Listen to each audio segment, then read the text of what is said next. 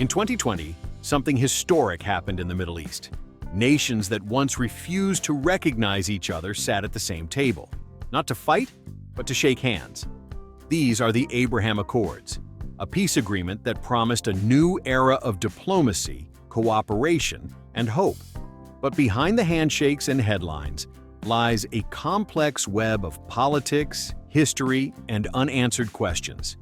For decades, the Arab world and Israel have been locked in a cycle of conflict and mistrust. Following the creation of Israel in 1948 and subsequent wars, most Arab countries refused to recognize Israel as a legitimate state. The first breakthrough came in 1979, when Egypt signed a peace treaty with Israel. Then Jordan followed in 1994. But for years after that, the region remained at a diplomatic standstill. So, what changed? The Abraham Accords were signed on September 15, 2020 at the White House, brokered by the United States under the Trump administration. The agreement normalized diplomatic relations between Israel and the United Arab Emirates, and shortly after, Bahrain.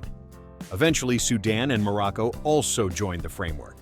Named after Abraham, a patriarch shared by Judaism, Christianity, and Islam, the Accords aimed to promote peace and mutual understanding. Under the agreement, embassies were opened, direct flights began, business, tourism, and tech cooperation expanded. So, why did countries like the UAE and Bahrain suddenly decide to make peace with Israel?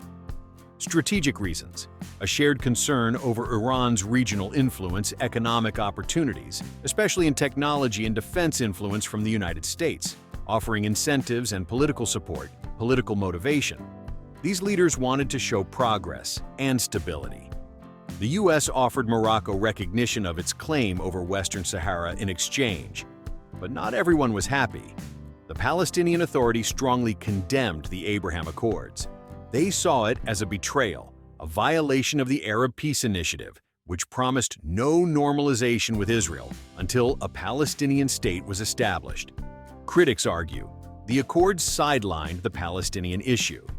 It prioritized economic and security interests over justice and human rights. Others feared the agreements could escalate regional tensions with Iran or lead to arms races. Despite controversy, the Abraham Accords opened new doors. Trade between Israel and the UAE reached billions of dollars. People-to-people exchanges increased, tourism flourished, but will more countries join? Possibly.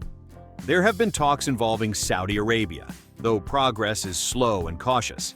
In a region long plagued by war, the Abraham Accords represent a fragile yet significant step toward something different. The Abraham Accords are not the end of conflict, but they are a new chapter, one that blends diplomacy, economics, and geopolitics. They raise big questions. Can peace be achieved without justice? Is normalization the path forward? And what lessons can the world learn from this moment? Let us know your thoughts in the comments below.